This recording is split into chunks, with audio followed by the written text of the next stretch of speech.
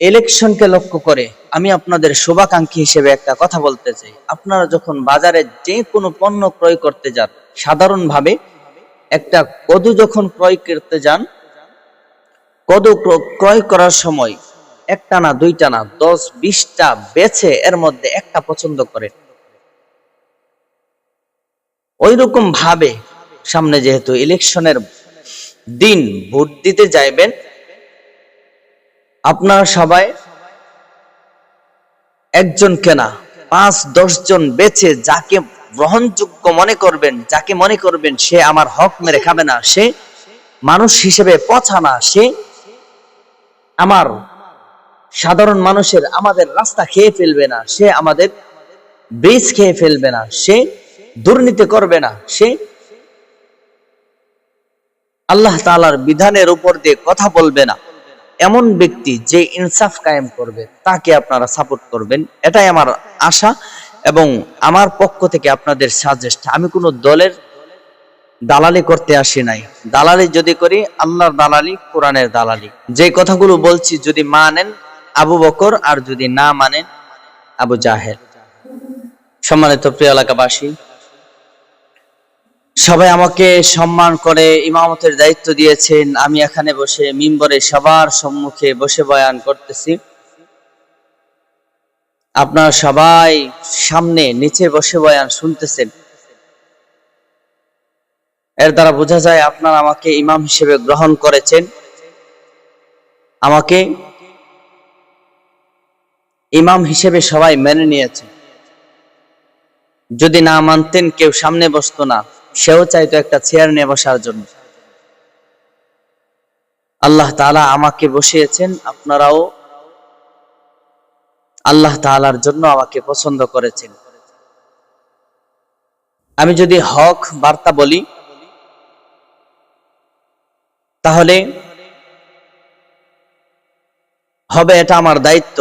আর যদি আমি আমার দায়িত্ব পালন না করি, আপনার এলাকার মধ্যে চুরি হইতেছে, চোরের বিরুদ্ধে কিছু না কই, জেনা ব্যভিচার থেকে ধরে যত প্রকারের অপকর্ম আছে ওইগুলা হয়, আমি যদি কিচ্ছু না বলি, না বলার কারণে আল্লাহ তাআলার কাঠগড়ায় আমাকে দাঁড়াইতে হবে।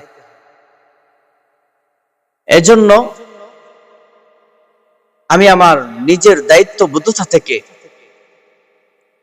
প্রতিনিয়ত আপনাদেরকে নামাজের জন্য ডাকি, প্রত্যেক জুমায় এক একটা বিষয় নিয়ে আলোচনা করার চেষ্টা করি। আপনাদের শুভকামনা করি, আপনারা যেন জান্নাতে যাইতে পারেন, আমি যেন জান্নাতে যাইতে পারি, আমি যেন আল্লাহ তাআলার কাঠগড়ায় দাঁড়াইতে না হয়, সেজন্য কথা বলার চেষ্টা করি, আলোচনা করার চেষ্টা করি, আপনাদেরকে বোঝানোর চেষ্টা করি। সেই সুবাদে আমি আপনাদেরকে কয়েকটা কথা বলতে চাই। আর মাত্র কয়েকদিন পরেই বাংলাদেশের জাতীয় ইলেকশন। তো ইলেকশনকে লক্ষ্য করে আমি আপনাদের শুভাকাঙ্ক্ষী হিসেবে একটা কথা বলতে চাই। আপনারা যখন বাজারে যে কোনো পণ্য ক্রয় করতে যান, সাধারণভাবে একটা কদু যখন ক্রয় করতে যান, কদু ক্রয় করার সময় একটা না দুইটা না 10-20টা বেছে এর মধ্যে একটা পছন্দ করেন। ওই রকম ভাবে সামনে যেহেতু ইলেকশনের দিন ভোট দিতে যাইবেন, আপনারা সবাই একজনকে না 5-10 জন বেছে যাকে গ্রহণযোগ্য মনে করবেন, যাকে মনে করবেন সে আমার হক মেরে খাবে না, সে মানুষ হিসেবে পচা না, সে আমার সাধারণ মানুষের আমাদের রাস্তা খেয়ে ফেলবে না, সে আমাদের ব্রিজ খেয়ে ফেলবে না, সে দুর্নীতি করবে না, সে আল্লাহ তাআলার বিধানের উপর দিয়ে কথা বলবে না, এমন ব্যক্তি যে ইনসাফ কায়েম করবে তাকে আপনারা সাপোর্ট করবেন। এটাই আমার আশা এবং আমার পক্ষ থেকে আপনাদের সাজেস্ট। আমি কোনো দলের দালালি করতে আসি নাই। দালালি যদি করি আল্লাহর দালালি, কোরআনের দালালি। এটাই আমার কথা।